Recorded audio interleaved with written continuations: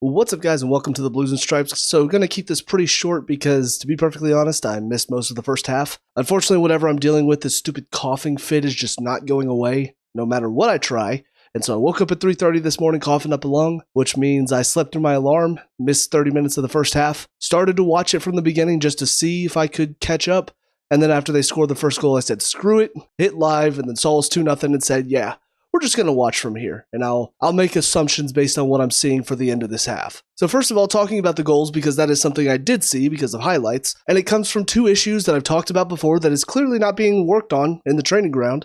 First of all, Fofana. So stupid giveaway to start, but then doesn't work back. I pointed this out at the Bournemouth match. I had some people on Facebook, after I pointed it out, after they said Fofana had a great game against Bournemouth, I pointed out the one disallowed goal they had, he let somebody run beyond him, and then he stood and watched as everything unfolded. And then thankfully, the guy was offside, so he got ruled out. So he got saved by that. But the fact that he just stood at the top of the box after he let the guy run past him and just watched it all happen was not a good look. Well, here we are, gives the ball away, jogs back into the box, and then stands at the top of the six. And then Chalobah has a crazy swing. Fofana's there. He could easily have gone and stepped in, tried to block the shot from Voltamata, but no, he just stands and watches as it all unfolds. So why is that happening? From the defensive coaching point of view, why are your players standing and watching as the play unfolds and the other team scores goals? That's not okay. I've said before, Fofana's doing a lot of the defensive part of things well. His tackling looks really good. His 1v1 is looking good as well. His clearances are looking better. In the air, he's still suspect at times,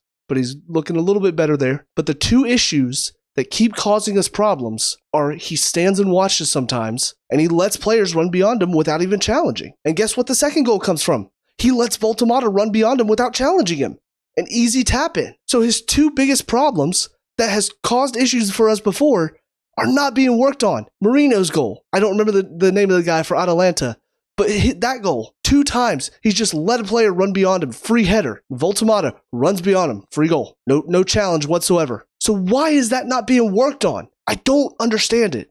I truly do not. From a coaching point of view, if I see one of my players, because again, I've not managed at the top level, but I have coached at the college and the high school level. I've coached players before, and if I see a player doing something wrong, we try to work on it. We try to correct it. I remember I coached goalkeepers at the high school level. One of my keepers just had a real difficulty moving his feet. He stayed planted and tried to push off from the planted position and could never get there. So what did we do? In training, we worked on him moving his feet, because that's what you do. You work to correct these things. But for Fofana, it's the same issues. And the whole defense is, oh, well, do you expect him to be perfect? As a defender, I expect him to not make mistakes that constantly leads to good chances or goals. And he does. So it's very frustrating when the answer is so obvious. The problem is so obvious. And yet we just don't do anything about it. On top of that, Gusto.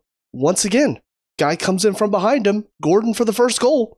No awareness. Absolutely unaware of what's behind him. And honestly, this is where I look at Maresca and go, why is he starting? Why have we gone with James and Caicedo in the midfield? Because while I didn't see most of the first half, when I saw the players that were out there, the lineup we had gone with, and I saw the last little part of it, the last 15 minutes, the problem was very apparent to me. This midfield is too unbalanced. You've gone with 2 players who are more defensive-minded. Neither of them are going to want to get up in the attack. James has been filling in for Caicedo, and now we've got Caicedo back, and this is where I don't really understand Maresca, because this is his system. This is a system that he has put together. He knows how he wants to form it, and yet I feel like he doesn't understand the player profiles that he has out there. So with what we typically see with this lineup, we've got Caicedo and Fernandez sitting deeper, and Palmer at the 10. What ends up happening is Enzo will make the run forward, join Palmer in the attack, kind of become 2 10s, and one of the fullbacks will invert, either Cucurella or James, sometimes Gusto. I prefer it not to be Gusto, but they'll invert and become sort of another 6 alongside Caicedo, so if any counter tries to be sprung on us,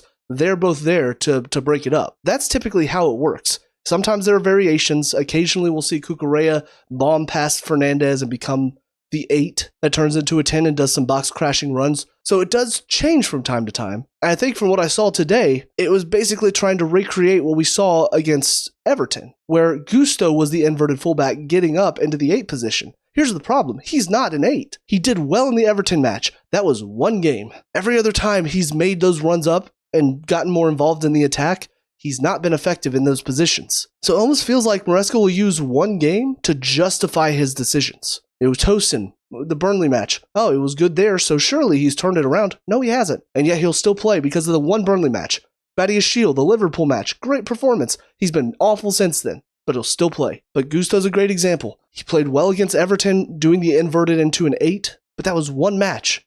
Typically, when he gets up the pitch, he does not give us that much. And I'm assuming in the first half, because I saw it for the final 15 minutes, he wasn't helping us. He wasn't giving us enough. So I think there was probably just a lack of balance in there. We weren't able to really be creative going forward, which allowed Newcastle to just win it back from us and constantly hit us. And while James and Caicedo are a great pair to have in the middle, defensively speaking, from the goals and from what little bit I saw near the end, the plan was get it wide and cross it in. Voltemata is a striker that likes to make runs off the back of defenders, and that is our biggest weakness. And he profited from it twice today. The other possibility is the players just didn't turn up because 12:30 kickoffs tend to be where we see Chelsea not really turned on right away, and the fact that we gave up a goal within the first 3 minutes kind of speaks to that. And the turnaround in the second half is great, but here's the problem. Out of context, 2-0 down at halftime, we turn it around. Yes, this Newcastle has had a problem with holding on to leads this season. They've not been great, so it's not a phenomenal draw, but turning it around from 2-0 down at halftime is a good turnaround, and honestly, we probably should have won it based on some of the chances we were creating. But the problem is, in context of how this December has gone so far, I said after the Leeds and Bournemouth matches,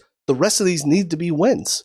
We can't afford to drop any more points. And so while going away to Newcastle is a difficult time, and you wouldn't normally expect to win this match, we needed to because of how we set ourselves up earlier this month. And so while normally this would be seen as a point gained from a losing position, now, because of the context, this is just another 2 points dropped for us. It's another match that makes me concerned that we're not going to make top 4. But to focus on some of the positives, because yes, the second half was a lot better. The turnaround was great. There was a lot more energy in the second half. I do think the sub for Gusto for Fernandes should have happened probably at halftime. Because once that sub did happen, I felt like we were a lot more convincing going forward, started creating a lot more chances. Fernandes just provides that little bit more of an attacking spark that, like I said, Gusto was probably not giving us in the first half. And overall, the second half performance, aside from a couple of moments, looked good. We were doing well to cut out passes, to put pressure on them. Everybody looked like they were playing well. It's just disappointing that we had to wait until the second half to get that performance. Because if we performed like that the entire match, probably would have come out of here with a comfortable win. And that's no disrespect to Newcastle, they just haven't been on top of it this season. So letting them have that early run, the early goal that gives them the momentum, it makes our job so much more difficult to try to turn things around in the second half. But getting into individuals, obviously I can't talk about the first half very much, so just based on the second half performances, Sanchez, from what I could tell from the 2 goals, not much he can do. They're both free chances. He did well with the first one to block Gordon's shot. But yeah, second half, I mean, he wasn't tested too much. Had a couple of moments where he was required to come out and collect crosses. Obviously, great punt out to João Pedro for the second goal. As far as Gusto's concerned, obviously he didn't play much in the second half, but it did seem like Gordon was giving him a ton of problems on that right-hand side. And again, for the first goal, completely caught unawares by Gordon running in behind him. So it's just another issue that he continues to not be able to fix. And that's a problem. Fofana, once again, he's culpable for the 2 goals, and this is where I think a lot of Chelsea fans, they don't seem to notice these moments because they're more focused on the moments where he does something good. And it's the same way for Maresca, to be perfectly honest. They'll focus on the good that Maresca's done while completely ignoring the bad and being like, I can't believe you guys want him out of the club. Do you not see the problems for Fofana? Do you not see how he's had this issue for most of this season, and he refuses to fix it? So again, it just concerns me whenever we face these teams that do have those strikers that make runs off of defenders. He's not going to track them, and it's going to end up for easy goals for them. So it's just a problem that needs to be solved. It's not being solved. Very frustrated with it. Chalobah should have done a lot better for the first goal. Completely missed his clearance, which sets it up for Voltemata. I know it's coming at him quick, but he really should do better about just getting his body in the way, getting a foot on it at least. His overall performance was fine. Defensively, I thought he did well. Cucurella had a couple of bonehead moments where he just goes flying in.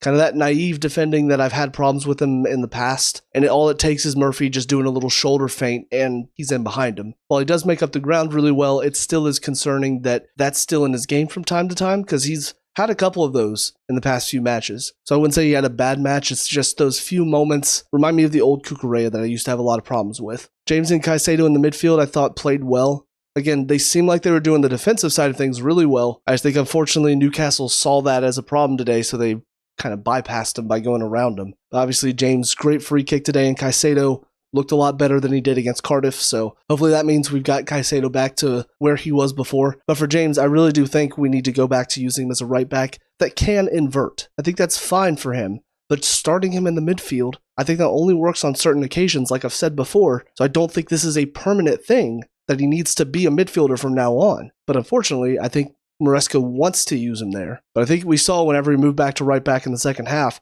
I think defensively we looked a lot more solid. And he could still get up and help out, but I feel much more comfortable with him back there than Gusto. Fernandez came in. I thought he did well. Provided that extra body that we needed that I don't think Gusto has given us probably. Moving forward, Palmer didn't look like he was having his best game today. I think there's probably still a lot of rustiness there. I know Maresca said he's still dealing with a little bit of a problem with his groin, so I don't know if he's at full fitness yet. But based on what I saw today, he doesn't look like the same Palmer that we've seen before, so hopefully whatever that issue is can be resolved soon. Neto, kind of a typical performance for him. A lot of work rate, getting up and down, driving with the ball, but in the final third, just not enough from him today. His crosses weren't great. Had a couple of moments where his passes were a little overhit, and we just needed that little bit more clinical nature from him and also from Garnacho. Garnacho was probably the most disappointing player that I saw for what I did see. And a lot of that is down to he had so many opportunities. He was in so much space on that side, had so many chances, and wasted them all.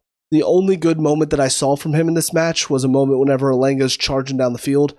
Garnacho does well to track him, chase him down, and then win the ball and then win a free kick. Calm the nerves a little bit since Newcastle were starting to get a few more breaks at that point. But outside of that, I mean, every time he got the ball, Miley just had him covered. He wasn't getting a single bit of space against him. He didn't beat him once from what I saw. And those few moments where he did get away from him, nothing. Shots blazed over the goal, crosses to nobody. So it was just a very poor finishing performance for him today. Santos came in for Palmer later on in the match, and he's not a 10, so I felt like he didn't really provide what we needed from a player in that position. He won the ball back a few times. He did get on the ball and try to move it well, but we need a creative player in that position to link up with João Pedro. And I don't think Santos is that type of player.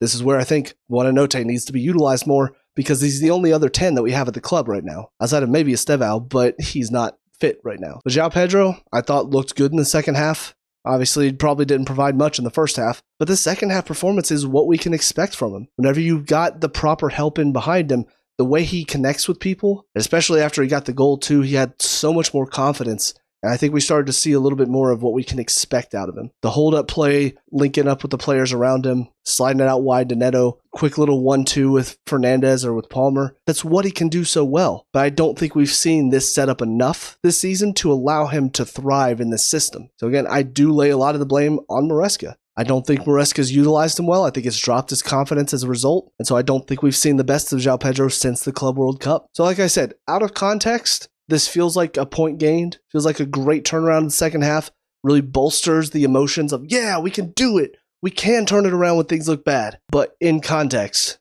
it's another 2 points dropped. We now have one win in our last 5 in the league. That's not good enough still. And especially with Villa coming up next, I mean, the run of form they're in right now, it's going to be a tough one. And if we don't get the win against them, our top 4 hopes once again look very in doubt. But those are all of my thoughts, so let me know what you guys think down in the comment section below. What are your thoughts on the game today? Let me know. We can talk about, discuss, all that good stuff. Leave a like and subscribe for future Chelsea previews, reviews, and talks. And until next time, hope you guys have a great day. I'll talk to y'all later. Peace out.